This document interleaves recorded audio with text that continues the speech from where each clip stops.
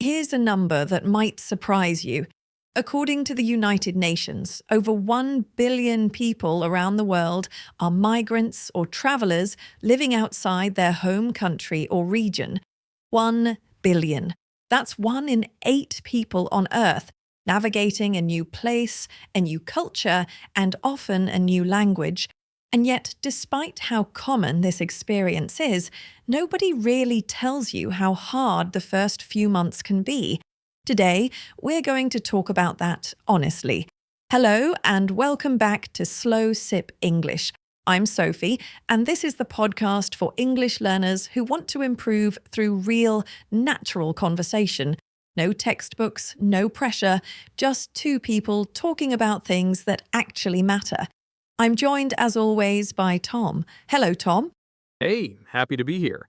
And I have a feeling I'm going to be doing a lot of the talking today, based on the topic. You probably will, because today, episode 5, we're talking about city life and travel.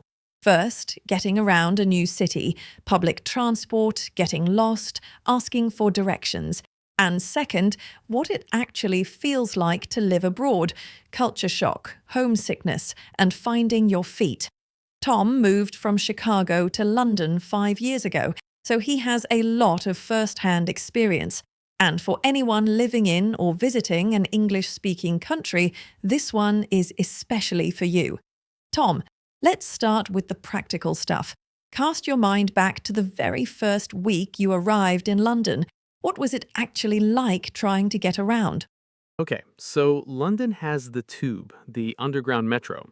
And I thought, I'm from Chicago, we have the L train, I know how subways work. I've got this. Then I opened the Tube map and just stared at it. 11 lines, all different colors, some splitting into branches depending on the time of day. I stood at Bank Station during rush hour, one of the most confusing stations on the whole network, and genuinely did not know which way to go. A very patient stranger eventually took pity on me. Oh, Bank Station. That is a rite of passage. It has about 100 exits, and nothing is where you think it is. Even people who've lived in London for years avoid it. That's genuinely reassuring to know. And it wasn't just the physical navigation. It was all the unwritten rules, too, like you always stand on the right on escalators and walk on the left. Nobody tells you that. You just have to figure it out by the horrified looks people give you when you get it wrong. The escalator rule is very serious business in London. People will actually say something to you. Very politely, but very firmly. But that's the thing about any new city. There's the official system you can look up, and then there's the unofficial knowledge locals just have. The shortcuts, the exits, the things you only know after 100 trips. That's so true. And I think getting lost is actually one of the best ways to learn a city, even if it doesn't feel that way at the time. Some of my favorite discoveries, a little bookshop, a brilliant cafe, a park I had no idea existed, came from taking a wrong turn. There's something to be said for wandering without a plan. Totally. Though the wandering without a plan energy is much easier when you're on holiday than when you're trying to get to work on your third day in a new job and you took the wrong bus. Fair point. What about asking for directions? Did you do much of that early on?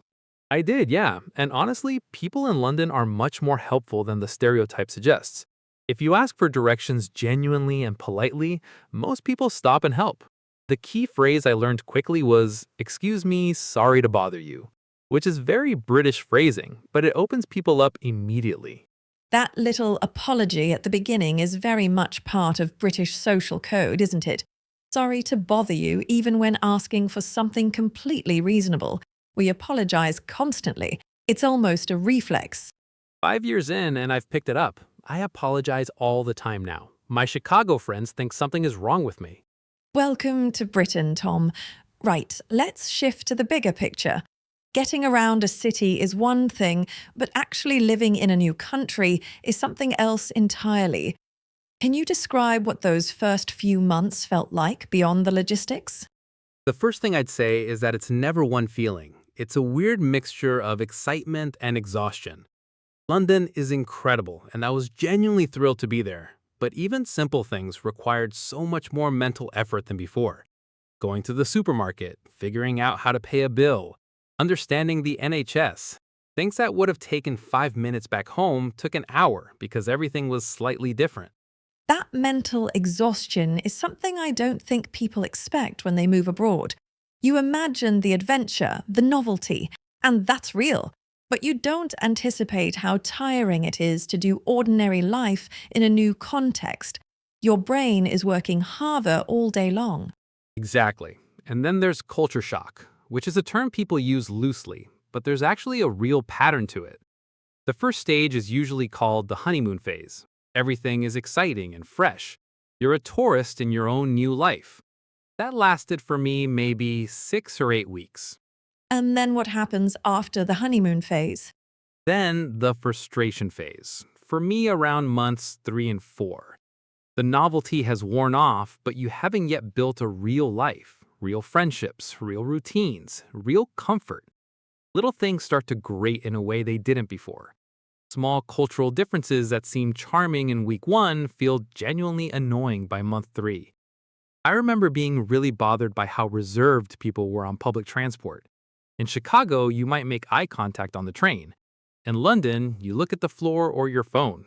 Full stop. Yes, the London commuter stare into the middle distance is a very specific cultural phenomenon. Nobody looks at anyone, and everyone pretends there aren't 40 people packed in around them. And I get it now. I do it myself. But at the time, it felt cold, and that fed into the homesickness. Back in Chicago, I had people, friends, family, familiar places. Here, I was starting from scratch. A strange, isolating feeling even when you're surrounded by 9 million people. Homesickness is something I think people are almost embarrassed to admit, like it seems ungrateful. You chose to move, you had this opportunity, so why are you sad? But it's completely natural. You're not just missing a place, you're missing a version of yourself that felt easy and confident and known. That is exactly it. It's not homesickness for a place, it's homesickness for the version of you who knew where things were and how things worked and could make a joke everyone understood. In London, I had to rebuild that confidence from scratch, and it takes time. When did things start to turn around for you? Gradually. There wasn't one big moment, it was small things accumulating. Learning a tube shortcut without checking the map, finding a coffee shop I liked and becoming a regular, having an inside joke with a colleague. All these bits of local knowledge adding up until one day I realized, I know this city. This is actually home. That's a beautiful way to describe it. And I think feeling at home is such an interesting concept because it's not really about the place, it's about feeling known and comfortable within it. You can feel at home in a city you've lived in for a year, or feel like a stranger in the town you were grown up in if you've changed enough. And there's something else I didn't expect. You start to exist in two places at once. London is home, but Chicago is still home. I carry both. I don't think that ever fully goes away, and I've actually made peace of that. You become a kind of in-between person, and that's its own interesting thing to be. An in-between person, I love that. And for our listeners navigating something similar, whether you've moved country, moved city, or are somewhere new, the main message is the disorientation is normal, the difficulty is temporary, and the richness you gain is lasting. It genuinely changes the way you see the world. 100%. Right. Vocabulary spotlight? Vocabulary Spotlight. 6 words and phrases from today's conversation defined clearly with example sentences. I'll go first. Number 1, to find your feet. When you find your feet in a new place, you gradually become comfortable and confident. You stop feeling lost and start to feel settled. For example, it took her a few months, but she finally found her feet in her new job. Number 2, culture shock. The feeling of disorientation or stress that people experience when they spend time in a culture very different from their own. It's completely normal and happens in stages. For example, she moved to Japan for work and experienced real culture shock in the first few months. Everything from the food to the social rules felt different. Number 3, to grate on someone. If something grates on you, it irritates or annoys you, especially repeatedly over time. For example, the constant noise from the street started to grate on him after a few weeks. Number 4, to start from scratch. To begin something from the very beginning with nothing already in place. For example, when they moved to a new city, they had to start from scratch. No friends, no routine, nothing familiar. Number 5, to become a regular. If you become a regular somewhere, a cafe, a pub, a gym, you go there so often that the staff recognize you and you feel a sense of belonging. It's one of the lovely small ways of building roots in a new place. For example, within a month, she had already become a regular at the little bakery on the corner. And number 6, to make peace with something. To accept something, even if it's difficult or not what you wanted. For example, it took time, but she eventually made peace with the fact that her life abroad would always feel like two places at once. 6 wonderful phrases: to find your feet, culture shock, to grate on someone, to start from scratch, to become a regular, and to make peace with something.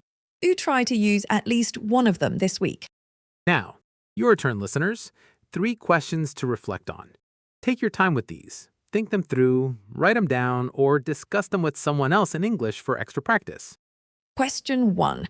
Have you ever had to navigate an unfamiliar city, either in your own country or abroad?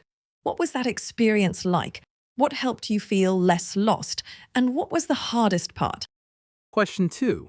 Have you ever experienced culture shock, or even just the feeling of being an outsider in an unfamiliar environment? What did it feel like, and what helped you adapt? Were there things about your own culture that you noticed differently because of the contrast? And question 3.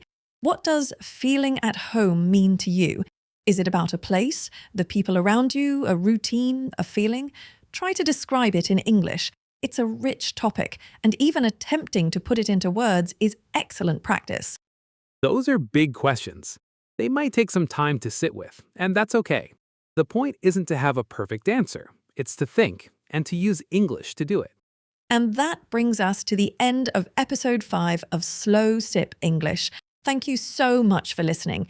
Whether you're navigating a new city right now, preparing for a move abroad, or simply curious about what that experience is like, we hope today's conversation gave you something useful to take away. And if you know someone who is living in or moving to a new country, this might be an episode worth sharing with them. We'll be back soon with episode 6. Until then, take care of yourselves. And if you ever get lost, remember, it's usually how the best stories start. Goodbye, everyone. Bye! And if you happen to be at Bank Station right now, just pick a direction and trust the process. You'll get there eventually. We all do.